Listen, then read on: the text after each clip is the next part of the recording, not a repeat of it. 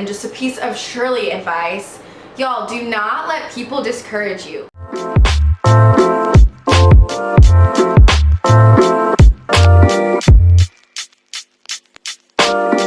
Hey y'all, it's Shirley. Welcome back to my channel. So this is part 2 of my law school series that I'm doing for y'all. And in this video, I'm going to be giving y'all 10 tips to get into law school. And these are just tips that I kind of wish that I knew along the way, things that helped me. Most of them are pretty curated to my experience. Also, if you haven't seen it, I have another video up that's about my law school journey, and I just kind of talked to y'all about my undergrad experience, my experience studying for the LSAT, and my experience applying to law schools, and a little bit about scholarships as well. So if you're interested in that, click here or here, wherever the card is gonna go. But I'll also try to make it the suggested video at the end. But yeah, you can go to that and then you can come back and finish watching the 10 tips. But without further ado, let's hop right in. So my first tip for getting into law school is kind of more so a tip for the LSAT. So understand that your schedule is going to change when you are studying for the LSAT, and it is going to change dramatically. So you are not going to be able to have as robust of a social life as you had before, but it's all about your mindset. So it's really important to remember that this is just a period of your life, probably a year max, to be honest. And so you need not worry about missing out on a ton of things. The hardest thing is missing out on family functions, for me at least, but just being open and honest with your family members and your friends about the fact that you're studying right now, and you need to be dedicated to that because your weekends are probably going to be consumed with studying as well. My neighbor is looking at me. But yeah, so that is my first piece of advice. So my second piece of advice is definitely for my younger crowd, or my crowd that is still in undergrad, or people that are taking some time off in between law school, or between undergrad and law school. And that is to try your best to get a bunch of diverse extracurricular or internship experience. It's really helpful if you know what kind of law you want to practice, or if you knew that you're going to go to law school. Having things that are in the legal realm are helpful, but just in general, trying to diversify your resume as much as you possibly can, and just taking advantage of opportunities as they're presented to you. So I know that a lot of times in undergrad it was hard for me to really see that law school was so close on the horizon, but I tried to keep that in the back of my mind. And so when okay, a good example is that, so as a senior you have to take a capstone class at High Point, and so I could have taken international politics or some type of 4,000 level poli-sci class, or I could do senior seminar, and in senior seminar you get to write your thesis, and I also had the opportunity to present my thesis. And so I thought that as far as resume building goes, that would be a better class for me to take, and it was something that I was interested in. And also you kind of have this work that you made that you can present, and it's takes up a pretty big part of my resume, and also I got to, I said, present it. And so things like that, really just be mindful of things like that can help boost your resume. To your best ability, try to talk to students that currently go to the law school where you want to go.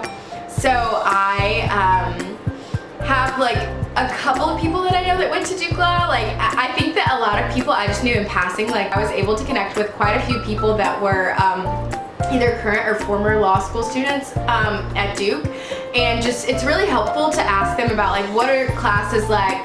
For me, a big deal for Duke is what the environment was like. So it's important to me that a school is no matter what, wherever you're going to be, there's going to be a little bit of competition, but it was really important to me that Duke had a really collaborative environment, and that students in general got along with each other and enjoyed taking classes there. That mattered a lot. Whatever you think is important to you, just try your best to reach out to students. Alright y'all, I cannot stress this one enough. Revise, edit, edit, revise your statement. So I mentioned this in my other video, but I wrote my personal statement in June of 2020. I had a professor look at it, okay it, another professor look at it, okay it. Then someone else came in and said, yeah, this needs to be just like refined a little bit, rethink it in this way. Then I had an author look at it because one of my neighbors is an author, and so it just, so many eyes saw that statement. Just definitely like seek outside advice. I would so strongly recommend against just writing a statement, looking at it yourself, and then submitting it. Yeah, I don't know anybody that's done that. Wouldn't recommend it. So my next piece of advice is to know your applicant story, aka like know your why. So,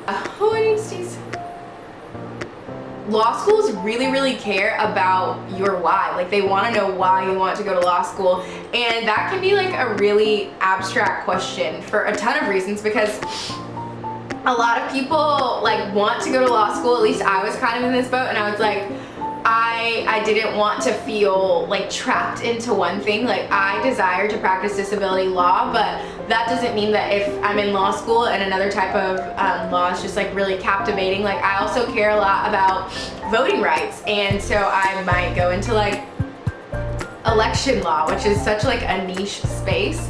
But you know, there's a lot of freedom, I think, after you get in.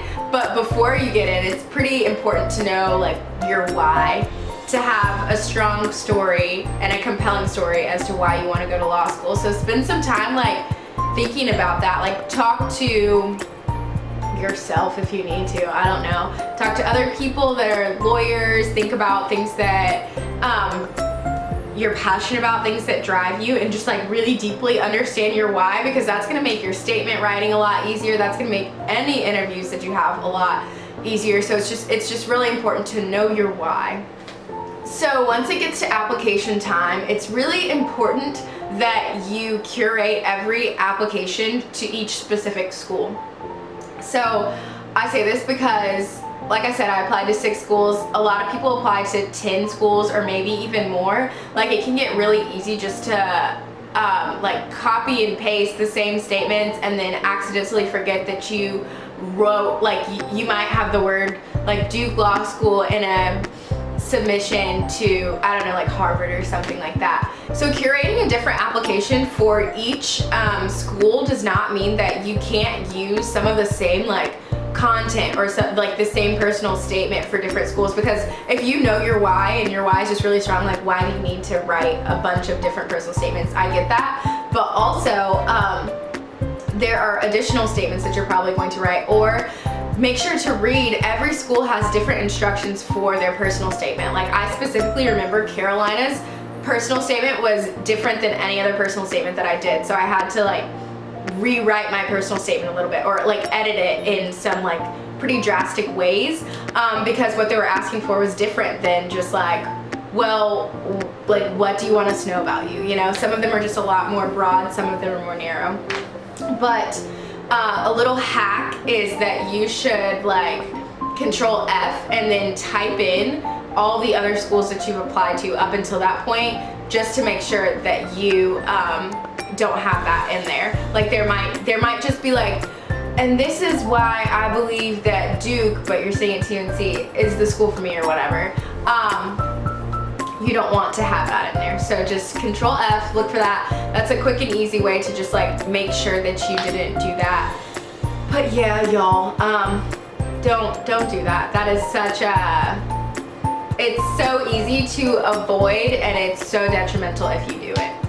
So I know because I still receive a ton of emails, but so many schools are having like virtual get to know the admissions staff events or things like that. And before we were in virtual times, a lot of schools would have just like different events so that you could meet people that worked in the admissions department for whatever school you want to go to. If your school has law school fairs, you should definitely attend those. Just like my piece of advice is to try to get to know the admissions board, or at least someone on the admissions board, so that you have like a contact or like a touch point at that school.